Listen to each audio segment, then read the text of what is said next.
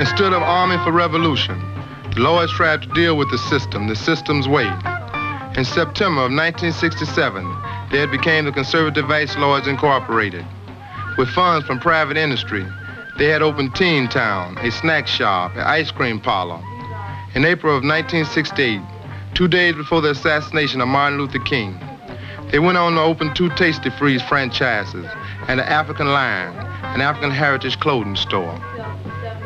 We're doing everything we can to create jobs so we won't have to go out to Skokie or to Elks Grove. I don't feel we should have to go out there because we ain't doing nothing but helping them. I feel it's time for us to help ourselves.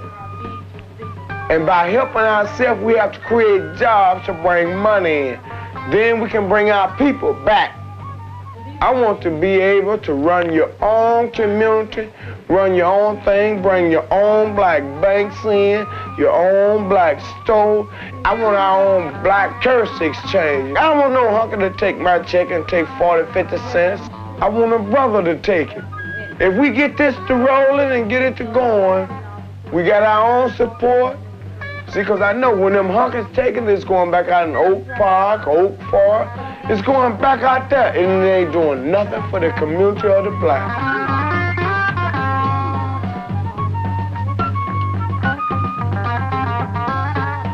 CBL don't have a business here. They tell somebody they're going to work there forever. We got our business do said we will learn you the trade of the businesses and motivate you to a self-sustaining level where you can deal with society and come self-sustaining yourself. This is the philosophy of CBL. I don't believe there's a man on this world, boy, that's completely dumb. I don't think God made a dumb man.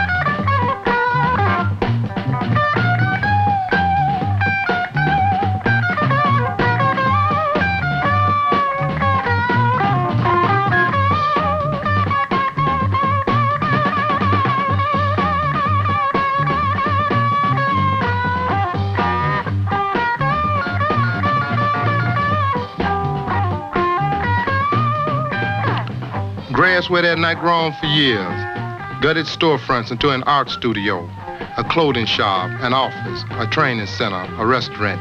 This was a new thing on the west side, and the Lords staked their hopes on it.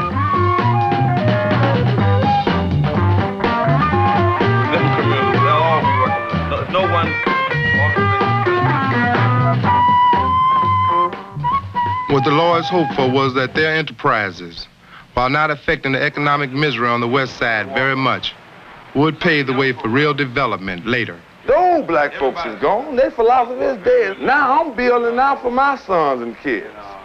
Now I'm setting up the structure. They're going to finish it and create it. Instead of it being the old pattern of destroying and fighting and Uncle Tommy, it's a new thing. This is a new look. Well, we are the founders of it. We're the founders. We the old men that's going to sit up on porches smoking pipes. 10 or 15 or 20 years from now saying, boy, God, boy, you know, we sure started a good thing.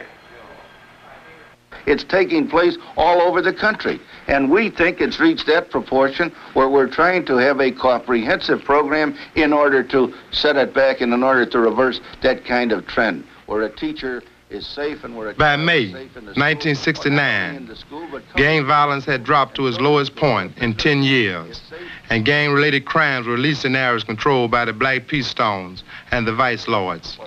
It was then the city administration decided to denounce gang violence and declare its so-called war on gangs. In some of this illegal intimidation that's going on throughout our entire city and throughout the country.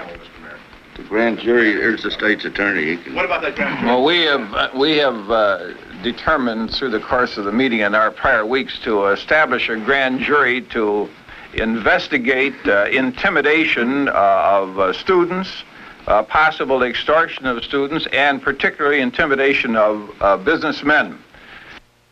That's what's been happening throughout our country. There's been a glorification of this gang structure, and that's why it's so serious today. The basic fact of life about Mayor Daley and all of his colleagues is that they do see a threat here on the west side. You know, they give misinformation to protect their game.